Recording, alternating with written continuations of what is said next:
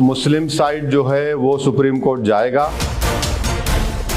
और supreme court इंसाफ करेगा और मस्जिद मस्जिद रहेगी।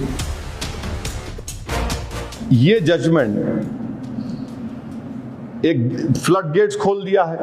अब कल कोई भी जाएगा कि प्लेस ऑफ वर्शिप एक्ट की तो अब अहमियत खत्म होते जा रही, जबकि प्लेस ऑफ वर्शिप एक्ट को राम मंदिर के बाबरी जजमेंट में सुप्रीम कोर्ट ने कहा था उसको बेसिक स्ट्रक्चर से जोड़ा था, वो भी आपने आज कोर्ट ने उसको भूल गया। तो ये तो एक मौकरी बन चुका है, मौकरी बना रहे हैं प्लेस ऑफ वर्शिप एक्ट का।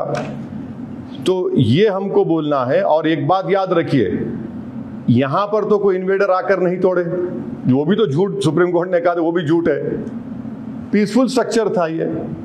और एक बात आपको समझने की जरूरत है कि पिटिशनर ने ये कहा कि जो डीटी मिली उसको उन्हें बताया धार में मिली।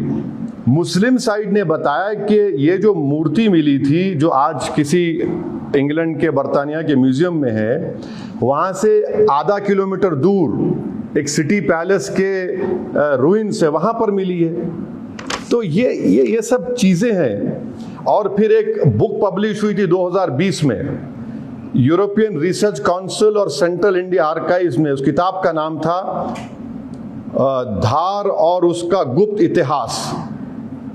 1220 में एक जलजला आया था, 1220 में जलजला आया, उसके 60-70 साल के बाद तो सल्तनत पीरियड शुरू हुआ। उससे पहले सल्तनत पीरियड था ही नहीं ना। ये तो हिंदू बादशाहों ने ये दिया था उनको, अब उसको भी कोर्ट ने नजरअंदाज कर दिया। सिविल सूट टाइटल का चल रहा है, डॉक्यूमेंट्स दिए गए गवर्नमेंट ऑफ इंडिया को, एएसआई को, सब कोर्ट ने उसको इग्नोर करके एक एब्सर्ड और गलत फैसला दिया। और हैरत अंगेज बात यह है कि जो एएसआई ने आर्टिफैक्ट्स निकाले, आप मेरे को बताएं आर्टिफैक्ट्स में प्लास्टिक निकलता है क्या? प्लास्टिक निकला। प्लास्टिक कैसे निकला? प्लास्टिक की इजाद कितने साल की पुरानी है, उसको आप बता रहे हैं।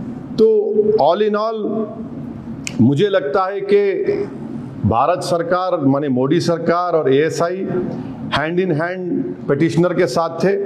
और ये खुद एक वायलेशन है आर्टिकल 14 और 12 का।